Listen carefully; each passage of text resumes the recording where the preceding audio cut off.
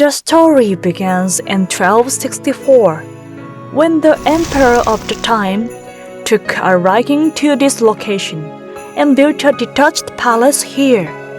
Later, in 1291, that same emperor entrusted the site to a renowned Zen monk named Mukanfumo, who had dedicated his life to Zen practice.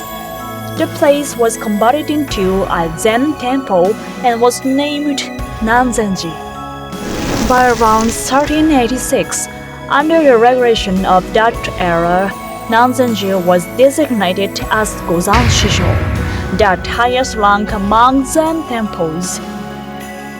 Because of this, many distinguished monks from the Rinzai sect gathered here, making it a cultural hub for Gozan Bungaku, a literary tradition of poetry and diary. Legend has it that Gantei had a dream where he was told about Sacred Mountain in northern Kyoto. When he climbed the mountain, he saw a horse carrying a jeweled saddle at the summit. That mountain became known as Kurama. But his journey wasn't easy. Along the way, Gantei was attacked by a demon. Just when it seems hopeless, a falling tree crushed the demon, saving his life. The next morning, he discovered a statue of Bishamonten at the same spot. Inspired, he enshrined the statue and established Kurama there. It's a type of device, kinda like a cable car, that was originally built to help ships overcome height differences without unloading their cargo. Nanzenji is located in Sakyo Ward, Kyoto City, in the Okazaki area.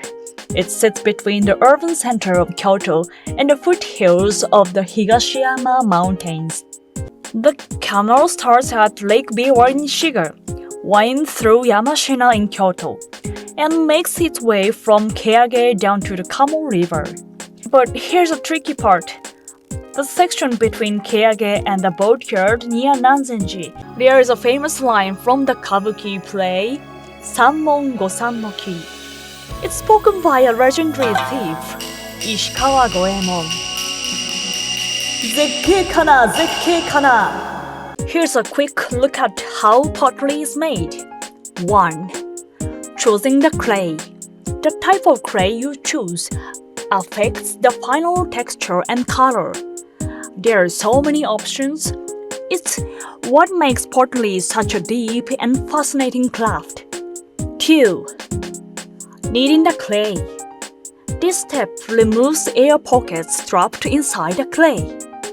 If air remains, the piece could expand and explode in the kiln. Yikes. 3. Shaping the piece. This is the step you get to experience at Zuikogama. After shaping, the piece is left to dry for about a week. 4. Bisque firing and glazing. The piece is first fired at around 8 to 900 degrees Celsius to remove moisture and set its shape. Then, the glazing process begins. 5. Final firing. It's fired again at over 1200 degrees Celsius for about 11 hours, turning the glaze into a smooth, glassy coating. 6. Cooling and completion. The kiln is cooled over several days before the finished pottery is removed.